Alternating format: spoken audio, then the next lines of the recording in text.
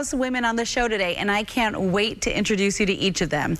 Today's show kicks off with my one-on-one interview with Kendra Scott during her recent Nashville visit to celebrate the launch of her new book, Born to Shine.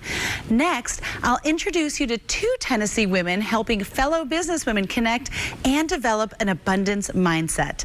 Then I'm teaching you how to cut back on energy costs before the real winter chill arrives. Finally, I'll sit down with the executive director of the Gospel Music Association ahead of this month's Dev Awards to discuss her groundbreaking career.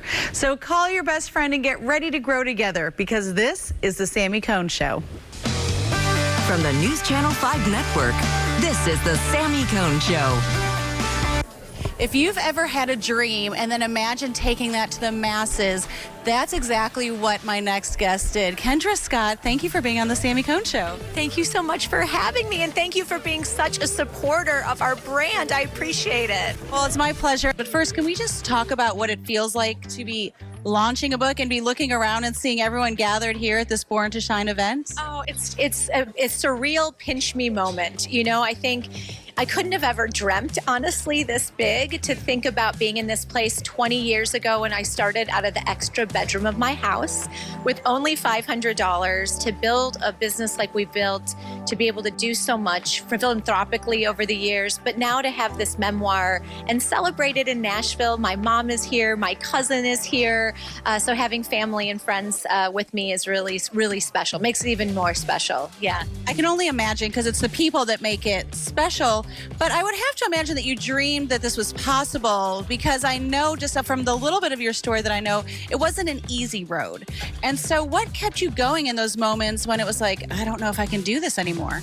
You know, there's been so many times throughout my career where, you know, there's obviously lots of peaks and success, but there are lots of valleys along the way. And, you know, times I thought I didn't think I could keep this business going. And, you know, I was a single mom for a lot of, you know, building the business. And I had these little boys. I remember just looking in their little faces and knowing I had to make this work. And getting small wins along the way, you know, having other people believe in me and, you know, love the brand or love the line. And that would give me more inspiration to be like, okay, maybe I do have something, and that motivation to keep going.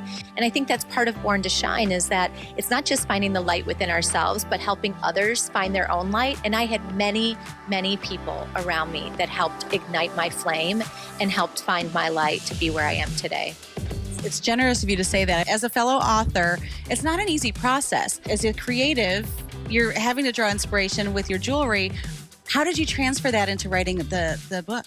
You know, I had been journaling for many years and wanting to just write down moments in my life that impacted me. I didn't want to forget how I was feeling in those moments. And many of them were some of the harder moments of my life, some of the darker moments of my life that led me to the next wonderful thing that I had to go through, that failure or that misstep, to get me to where I was. And as I started to see that, I thought, you know, there's people out there that also might be struggling. I started writing it in 2020, taking some of those journal notes and really wanting to say, if I could be vulnerable and share some of those moments, the hard moments, maybe that could help someone else know that there's power in vulnerability, and also show them that even if they're going through this failure or transition, failing forward is real, and they can read through my story exactly how I did that. Can I push into that a little bit more? Because we say that and we hear it, but it's hard in the moment to pull yourself up out of that ditch. I mean, 2020 or not, right? Because that was a hard time for so many. But in our daily lives, I mean, I've learned personally that sometimes we have to hold joy and grief simultaneously. Is there something, I mean, I know the book is called Born to Shine, and I see it radiating through you, that you live it, but can you just share a little bit more about is it something you would say to yourself? Is it, you know, calling up one of those people that you alluded to? What were those tangible things, if a woman is watching this being like, she did it, I don't know if I can? Yeah. I think, first of all, you can't do it alone.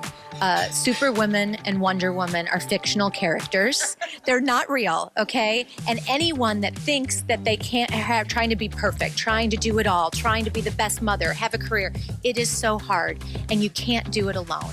You've got to ask for help. And that is the greatest sign of strength. It is not a sign of weakness. And I know for me, that was huge. I have an amazing group of friends. I have an unbelievably supportive family.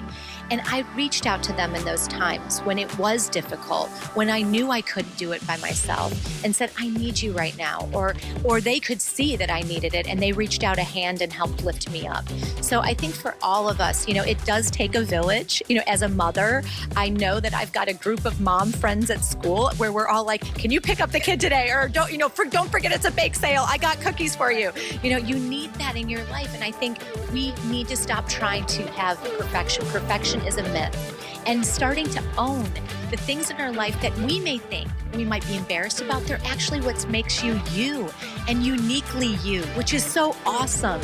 So sharing those things are important, and it'll allow others to feel like they can share their things too. And that makes them now an authentic, real person. Thank you for being vulnerable. But what is that one thing that you hope women or anyone reading the book will walk away remembering, or when we wear your jewelry, that we want to embody? Can you put that into a thought? Yeah, that all of us, it doesn't matter where you come from, you are a precious, beautiful gem with innate and immense value. And you were put on this earth for a reason. You were put on this earth to shine. Well said. I think we have to end there. Make sure you pick up Kendra's memoir, Born to Shine, wherever books are sold. And of course, support the brand and the jewelry that gives back to so many everywhere. Kendra, thank you for joining us today. Oh, thank you so much for having me. I loved every minute.